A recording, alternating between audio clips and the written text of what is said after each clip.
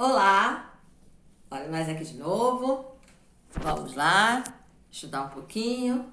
Tudo bem com vocês? Vamos lá. Hoje nós vamos falar um pouquinho sobre por que o nome Batista e um pouquinho sobre a Convenção Batista Brasileira. É a lição 5 e a lição 6 da sua apostila, do seu material didático aí. O nome Batista, ele significa o quê? Aquele que é adepto ao batismo, ou aquele que batiza. De um modo geral, vem lá do sobrenome de João Batista, porque Batista tinha aquele apelido porque o João batizava, né? E era um apelido pejorativo. Na verdade, as pessoas queriam, como a gente costuma dizer nos dias atuais, ia lá, olha o Batista, né? Olha o Batista, como se quisessem zoar, né? Digamos assim, brincar. Mas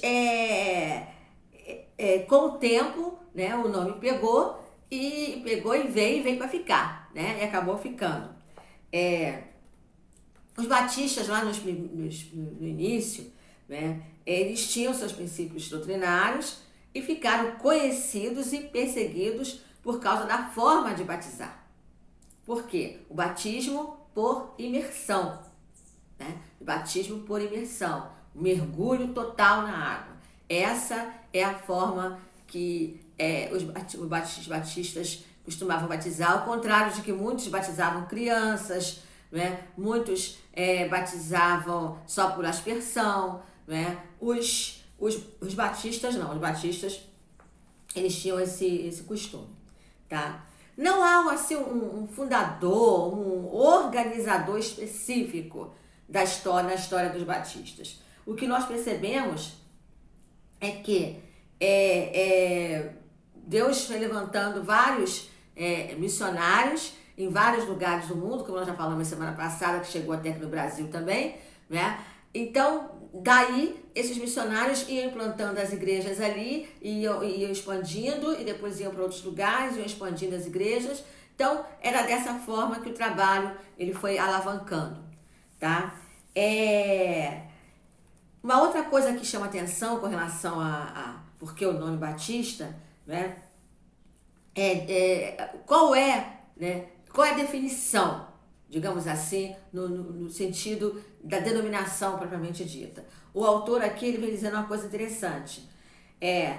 Uma igreja batista é um grupo de pessoas crentes que considera a Bíblia Sagrada como sua única regra de fé e prática e Jesus Cristo como o único Senhor e Salvador e cabeça da igreja, sendo seu único e suficiente Salvador pessoal. Então, a Igreja Batista, tá? A Igreja Batista, ela entende que Jesus ele é o cabeça da igreja, ela entende que a sua base doutrinária, né, é que quem manda, né, na igreja, quem coordena a igreja é Jesus, quem orienta a igreja é Jesus, por ser ele o cabeça, por ser ele o cabeça do corpo, a igreja como seu corpo, tá bom? Então, isso fique bem claro sobre a questão da denominação batista. Essa é a visão da Igreja Batista.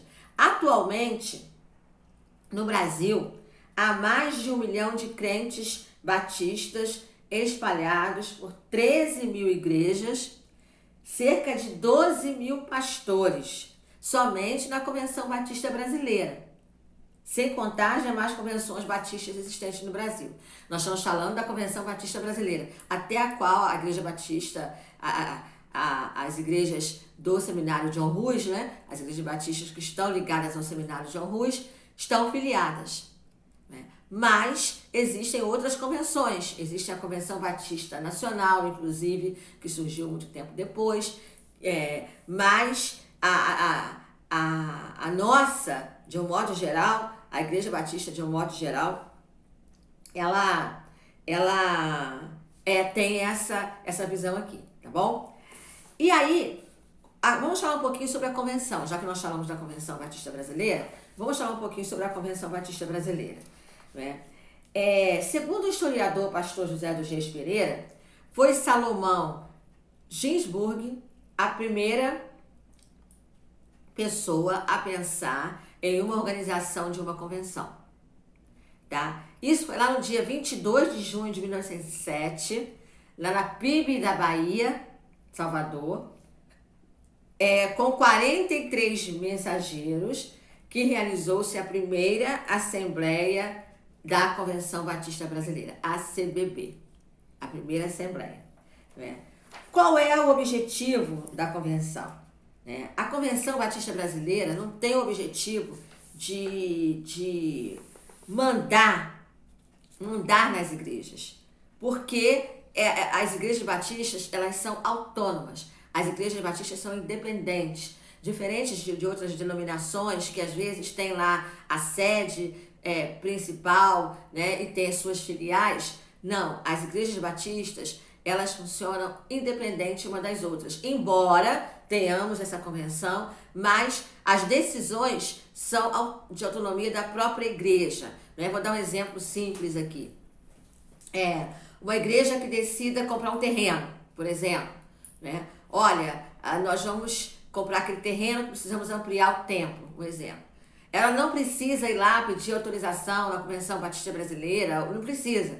A própria igreja, com os seus membros, decidem a melhor maneira de comprar aquele terreno, ou de fazer uma construção, ou de comprar um automóvel, enfim, são decisões. Eu estou dando um exemplo simples porque são coisas que a igreja ela tem autonomia para resolver, assim como a igreja é autônoma para escolher o seu pastor. Cada igreja ela tem a sua liberdade para escolher o seu pastor presidente. Então, isso é de uma forma geral, tá bom? Então, a convenção, ela existe o quê? A convenção, ela existe para ajudar na visão missionária das igrejas, porque tem as organizações missionárias. A igreja, através da Convenção Batista Brasileira, nós temos as juntas de missões nacionais, missões mundiais, não é? Através da convenção, consegue unir os batistas no Brasil de uma forma geral, né? Né? E ela respeita, como eu falei antes, a autonomia das igrejas. A Convenção Batista Brasileira ela tem esse cuidado. E quais são os propósitos da Convenção Batista Brasileira? Como eu já falei aqui, além de essa questão da visão missionária, ela também obedece os padrões bíblicos de relacionamento com a sociedade, o Estado e as igrejas. Por quê? Isso eu não vou falar que não vou generalizar, mas é quase que um padrão, de um modo geral. As igrejas batistas, elas não se envolvem com o Estado ou com questões políticas. Raramente você vai ver uma igreja batista cedendo o púlpito para um prefeito fazer a sua propaganda política, para um vereador fazer sua propaganda política. Isso é de um modo geral. Infelizmente as coisas têm mudado, a gente tem visto por aí, né, pessoal? Mas os primórdios, digamos assim, da CBB, era esse cuidado para não misturar uma coisa com a outra. E graças a Deus existem muitos pastores batistas que têm essa visão de preservar o púlpito para a palavra. Né? O púlpito é lugar da palavra, não é lugar de fazer política. Né? Glória a Deus que ainda existem muitos pastores com essa visão. Né? Mas, falando um pouquinho mais sobre a convenção, a segunda Convenção Batista Brasileira foi no Rio de Janeiro, em 1908. Tá? Nessa ocasião, foi criado o Seminário no Rio, né? O Seminário do Sul e o Colégio Batista. A Convenção Batista Brasileira ela deu um apoio na educação brasileira no sentido de que temos o Colégio Batista, né? E os seminários. A questão da educação teológica, né? Os batistas sempre tiveram esse cuidado, esse carinho, né? De formar pastores, o cuidado de formar educadores, então, e também de formar missionários. Os grandes missionários, os missionários que foram aí pelo mundo afora e pelo Brasil afora, passaram pelos bancos dos seminários, passaram pelos institutos de educação da Convenção Batista Brasileira. Nós tivemos dois grandes institutos, né? Nós tivemos o SEC, que era lá no Nordeste, na região do Nordeste, e nós tivemos o IBER, que era aqui no Rio de Janeiro, que formaram missionárias durante muitos anos para mandar para os campos, né? O autor aqui fala também sobre as grandes cruzadas que os batistas realizaram no decorrer dos anos, principalmente na década de 50, na década de 60 e pegou também um pouquinho na década de 70. As grandes cruzadas evangelísticas, os grandes encontros, né? Para vocês terem uma ideia, foi no Rio de Janeiro, em 1953, aqui na sua apostila está escrito lá, foi a Conferência Mundial da Mocidade Batista, que atraiu batistas do mundo, de todo o mundo, aqui no Rio de Janeiro. Tivemos também em Curitiba, em 1963, né, a Comissão dos 13, para estudar o Tratado Doutrinário.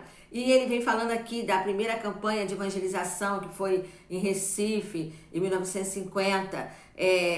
E tivemos, claro, né, todos os eventos que marcaram a Aliança Batista Mundial, a Cruzada Cristo é a Única Esperança, as Cruzadas de Billy Graham.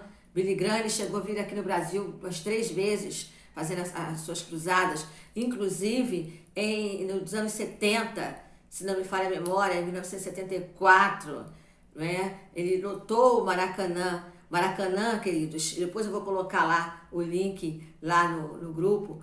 O Maracanã era o maior estádio do mundo e ficou superlotado com o Billy Graham. Lotou no primeiro dia, superlotou o segundo dia, né? E inclusive, né, conta-se, minha mãe contava, que levou eu e meu irmão. Eu não lembro, eu era muito pequena, mas eu cheguei a ir nessa cruzada dos anos 70, 70 e pouco lá. Minha mãe nos levou na época lá para assistir o Billy Graham falando. E muitas pessoas aceitaram Jesus de ouvir o grande evangelista. Então isso tudo foram eventos que a Convenção Batista Brasileira ela esteve à frente e direcionou, tá bom? Então, na próxima aula nós vamos dar continuidade e eu vou colocar uns links lá de pesquisa lá, interessante lá sobre essa história aí da Convenção Batista Brasileira, tá bom? Fiquem com Deus, até a próxima, leiam a apostila, tamo junto, beijo no coração.